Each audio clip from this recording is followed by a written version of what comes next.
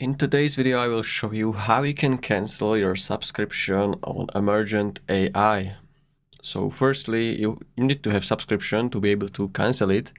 So I already have subscription, so you will click in top right corner on your profile picture. Then you want to select account settings.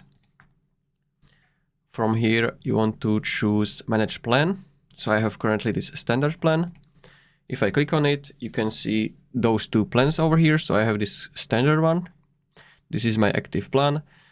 And if you want to cancel it, you have this really small text in the right bottom corner of this pro subscription. So you have this cancel subscription here. And if you click on it, here you can describe your experience and why you want to cancel it. And then you have two options. You can keep it, or if you really want to cancel it, you will confirm cancellation, and this is going to cancel your subscription. So that's pretty much it. This is how you can cancel your subscription on Emergent. If you found this video helpful, consider subscribing for more tutorials.